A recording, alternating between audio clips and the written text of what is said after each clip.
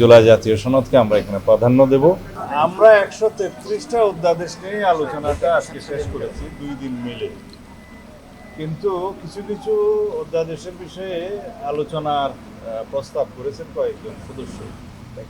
সেই আলোচনার জন্য আমরা 29 তারিখে আবার সেশনের পরে রাত 8টা থেকে 8:30 হবে, ওই সময় আমরা বাকি আলোচনাটা শেষ করার জন্য সময় নির্ধারণ করেছে।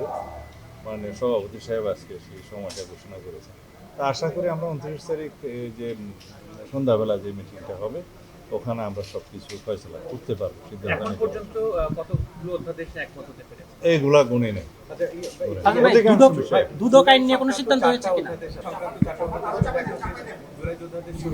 ওইটার বিষয়ে সবাই একমত এবং হুবহু ওইভাবে পার্লামেন্টে উপস্থাপন করা হবে। হ্যাঁ, না জুলাই যোদ্ধাদের এটা ইন্ডেমনিটি বিষয়ে যে জুলাই সুরক্ষা অধ্যাদেশটা, সেটার বিষয়ে সবাই একমত। এটা গতদিনই একমত হয়েছে। আর ওই যে দুদক আইন, তারপর হচ্ছে মানবাধিকার কমিশন আইন, গুম, এগুলোর বিষয়ে আলোচনার জন্য রাখা হয়েছে। এখনো সিদ্ধান্ত হয় এরকম কয়টা আলোচনা হতে পারে?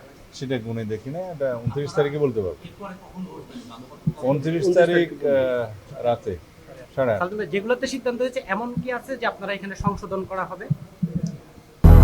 200-র বেশি সার্ভিস ও ফিচারে লেনদেনের সব বিকাশ অ্যাপে সম্ভব। এখানে 3টা ভাগ।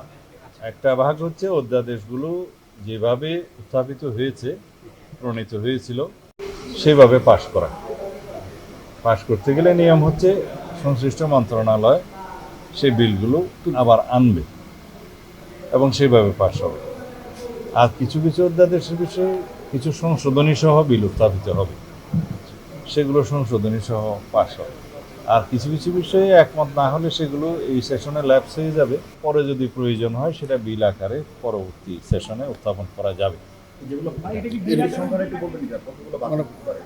সেটা এখনো খুবই কম। বিল আকারে তো উপস্থাপন করা হবে। হ্যাঁ, যেগুলো পাস হবে এগুলো বিল আকারে উত্থাপিত হয়েই পাস করতে আর হবে। যেগুলো অননুমোদনের জন্য থাকবে ওগুলোকে এমনি ল্যাপস হবে নাকি অননুমোদন করবে? সংসদের নিয়ম হচ্ছে third reading a bill pass হওয়ার আগে যে অধ্যাদেশগুলো ছিল সেগুলো অনুমোদন করিয়ে নিতে হবে, রাইট, এটাই বলছি। তা না হলে 2টা আইন বিদ্যমান হ্যাঁ, থাকে। ওটাকে অননুমোদন করবেন তাহলে?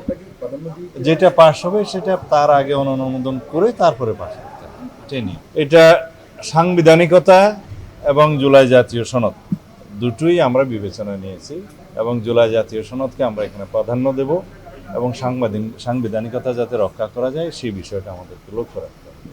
সেই 2টা বিষয় এবং জনপ্রত্যাশা অনুযায়ী আমরা সমস্ত বিলগুলোকে বিবেচনা করি।